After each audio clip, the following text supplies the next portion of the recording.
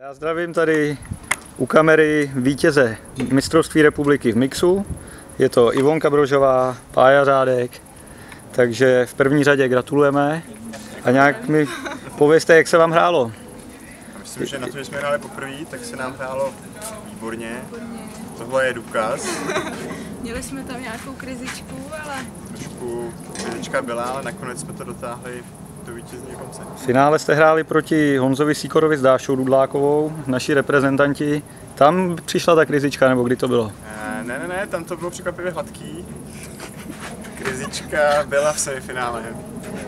První set se nám nedařil proti dvojici Ondra Chvapil, Eliška Levá. Tak, ale... Jsme zapli. A v super tiebreaku jsme vyhráli. Udrželi to. Takže nejtěžší zápas semifinále, krizička byla tam. Je teď asi otázka na Ivonu.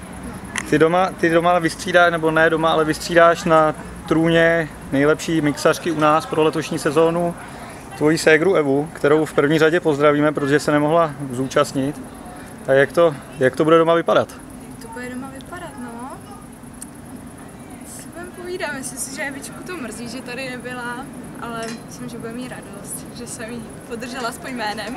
Tak je ještě něco teda, co byste chtěli mě a fanouškům českého plážového tenisu říct? Že se určitě tento turnaj povedl, jak organizačně, tak celkově zábava byla.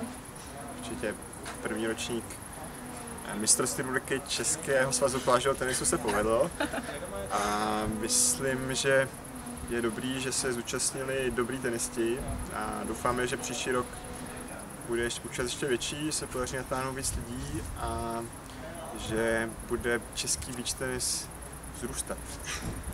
Tak jo, tak děkuju a gratuluju. Tak my děkujeme.